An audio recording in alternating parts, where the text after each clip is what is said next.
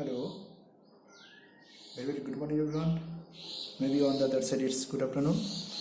Anyway, very happy and warm welcome to everybody viewing this, my dear students and my dear friends with academic interest.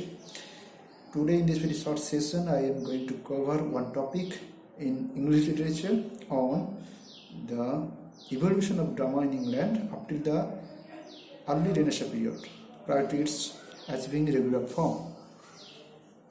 I aspire to cover the development of drama in both the ages, in both medieval age and the Tudor dynasty, so that the development over these ages don't seem discrete.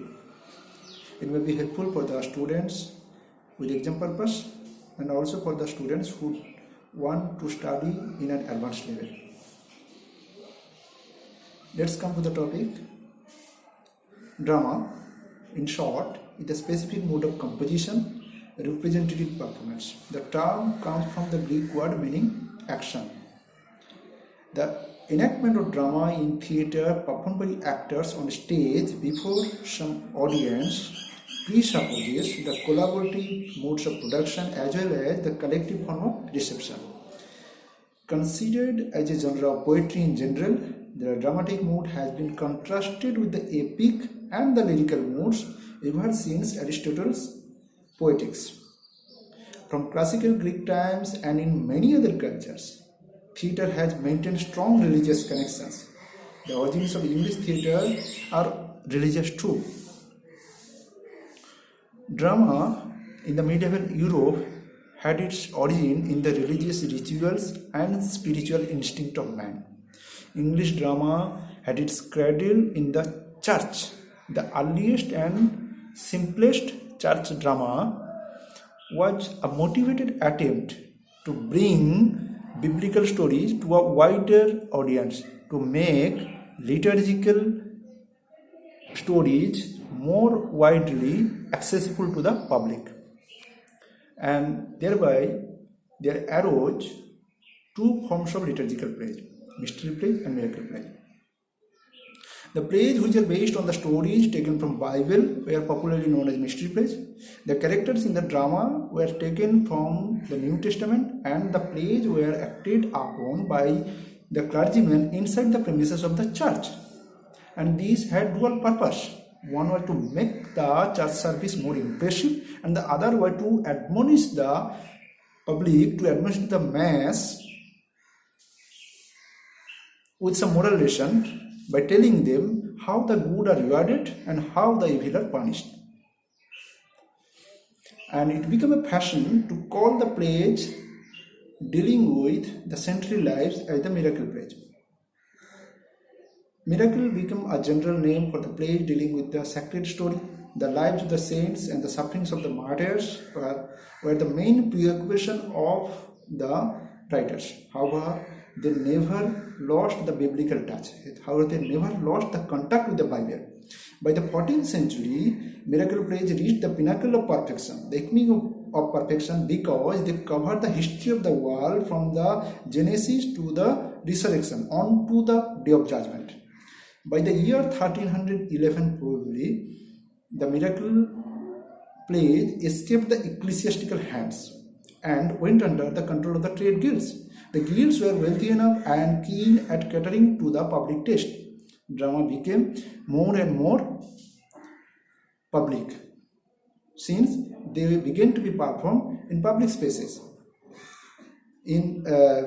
Mention can be made of four great towns: Chester, York, Coventry and Wakefield.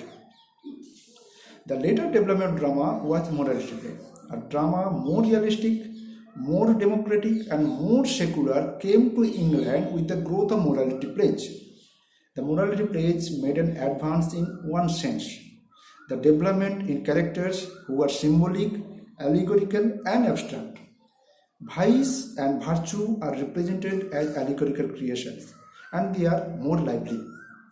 As for example, we can mention Everyman, the Castle of Perseverance. And the last predecessor of the drama proper was the interludes. An interlude meant a type of dramatic performance which recreated the minds of the people with laughter and farcical elements or farcical situation. Now, in this way, there came the final stage of evolution of English drama, which is called by some critics as the artistic period. In this period, the purpose of the play was not to point out a moral, but to represent human life as it is. And the plays began to shake off religiousness. And out of many contexts, of course, religious, political contexts were there. And this period, known as the English Renaissance, approximately we know 1485 to 1620, saw a flowering of the drama and all the arts as well.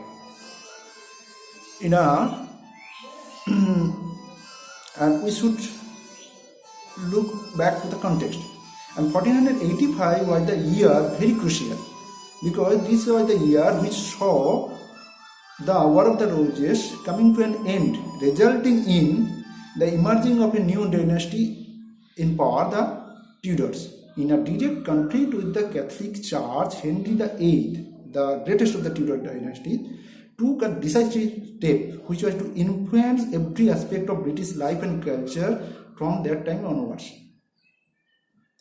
He ended the rule of the Catholic Church in England, closed and literally destroyed, demolished the monasteries, which had for centuries been the repository of learning, history and culture, and established himself as both the head of the church and the head of the state.